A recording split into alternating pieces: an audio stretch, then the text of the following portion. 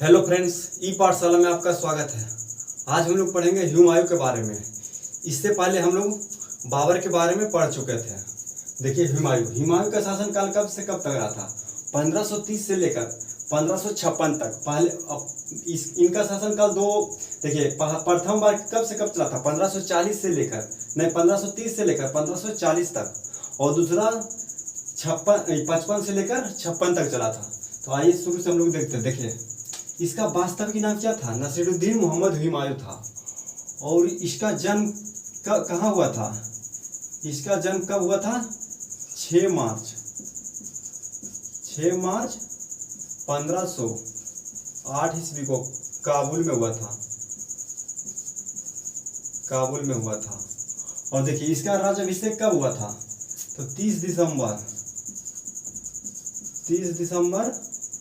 1530 ईस्वी को। कहाँ हुआ था? तो आगरा में हुआ था। और देखिए, बादशाह बनने से पहले हुआ कहाँ का सूबेदार था? तो बदखासा का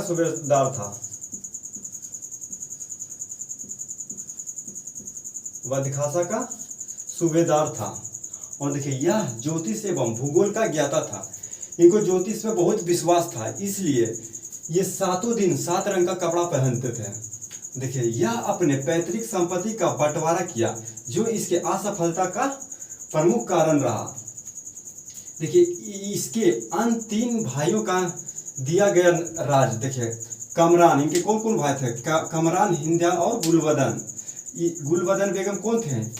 इनका बहन थी गुलबदन बेगम। और गुलबदन बेगम ने ही, पहले देख लीजिए, कमरान को कौन कौन सा क्षेत्र दिया गया था? काबुल और कंधार। और हिंदयाल को कौन सा क्षेत्र दिया गया था? अलवर। और अस्करी को कौन सा? संभल क्षेत्र का जागीरदार उसको दिया गया था। और गुलबदन बेगम ने ही हुमायूं नामा पुस्तक की रचना की। हुमायूं, दोस्तों ये क्वेश्चन बहुत पूछा जाता है। हुमायूं नामा पुस्तक की रचना किसने किया था? तो गुलबदन बेगम। और देखिए, हुमायूं के द्वारा लड़ा गया प्रमुख युद्ध कौन कौन सा युद्ध लड़े? देखिए, कलिंजर का युद्ध कब लड़े थे? 1531 ईस्वी में कलिंजर का युद्ध लड़े थे। कलिंजर से धन और क्षति पूर्ति प्राप्त कर एवं संधि कर हुमायूं वापस आ गया। इनका असफलता का एक कारण और था। जब कलिंजर पर युद्ध करने गए तो ये युद्ध ना करके संधि कर लिए और वापस आ गए। तो इनके असफलता का एक कारण ये है। और देखिए, दोहरिया का युद्ध कब हुआ था? 1532 ईस्वी में। इसमें क्या हुआ था? देखिए, अफगानों के शासक महमूद लोदी से हुमायूं का संघर्ष हुआ, जिसमें हुमायूं की जीत हुई। और मोहम्मद लोदी को कौन साथ दे रहा था? शेरशाह सूरी, जिसको शेर खा उस समय बोला जाता था। देखिए, चुनारगढ़ का घेरा कब हुआ था? 1532 ईस्वी में। इसमें देखिए, हुमायूं ने चुनारगढ़ को शेर खा से छीनना चाहा, पर संधि हो गई और शेर खा ने अपने पुत्र किसको? कुतुब खा का हुमायूं के सेवा में भेज दिया। यहाँ भी वो एक गलती की, यहाँ भी वो संधि कर लिए। और कहा जाता कि 10 लाख रुपया दिया था। 10 लाख रुपया दिया था। और देखिए, बहादुर शाह से संघर्ष कब हुआ था? 1535-36 में। देखिए, गुजरात के शासक बहादुर शाह से हुमायूं का संघर्ष हुआ। हुमायूं ने मालवा एवं गुजरात पर अधिकार कर लिया, परंतु 1 वर्ष के अंदर ही गुजरात और मालवा स्वतंत्र हो गया था। और देखिए, चौसा का युद्ध कब हुआ था? चौसा का युद्ध 1539 ईस्वी में हुआ था, जिसमें देखिए, शेर खान ने चौसा में हुमायूं को पराजित कर दिया।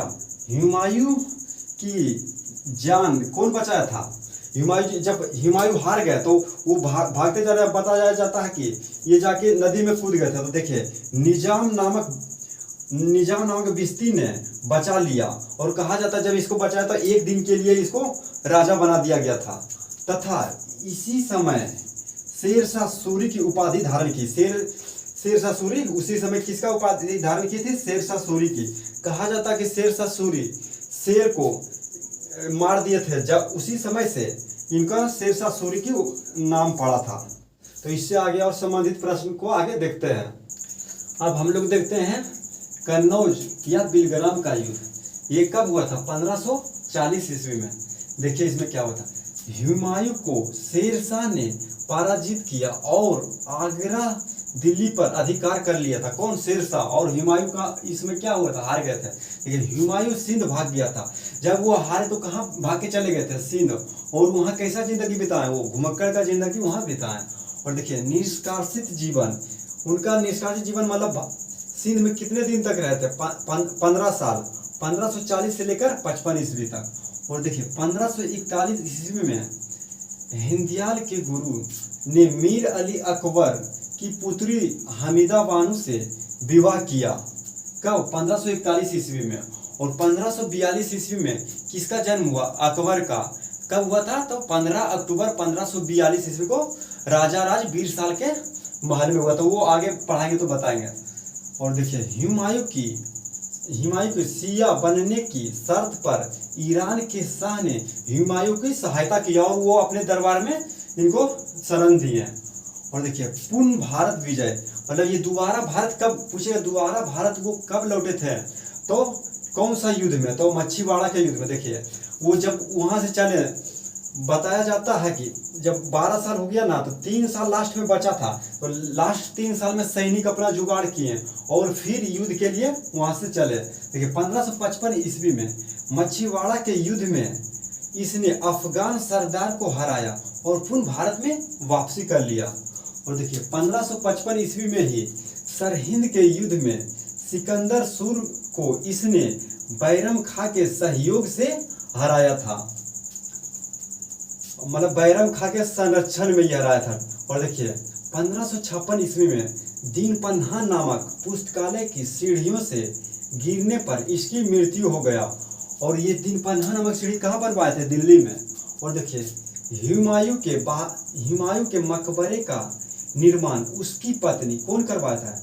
हाजी बेगम ने दिल्ली में करवाया, जो ताजमहल का पुरोगामी है, मतलब ताजमहल के जैसा ही है।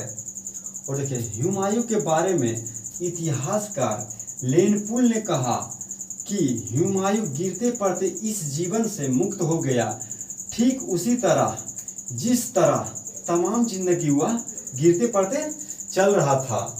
जैसे यहाँ देखिए 1540 से 55 में वो जब हार गए, तो जब हार गए तो वो सिंध जब गए तो वहाँ मतलब उनका क्या घुमक्कड़ का जिंदगी बीता। उसी तरह फिर वहाँ से आए तो फिर देखिए वो दीन पन्हा नामक सीढ़ी से गिर कर मर गए। तो वो कौन बताए थे? लेनपुर ने बताया था कि गिरते पड़ते उनका जिंदगी, जिस तरह पूरा जिंदगी बिताया उस तरह उनका मृत्यु हो गया गिरते पड़ते। दोस्तों तो देखिए और पूछेगा 7 दिन 7 रंग का कपड़ा कौन सा शासक पहनते थे मुगल साम्राज्य में? तो आप बताएंगे हुमायूं। और ज्योतिष पे कौन विश्वास रखते थे? तो हुमायूं रखते थे, ठीक है। और इनका पिता का नाम क्या था? हुमायूं का पिता का नाम बाबर था। तो दोस्तों आज के लिए इतना ही, फिर मिलेंगे नेक्स्ट क्लास में। तब तक के लिए जय हिंद।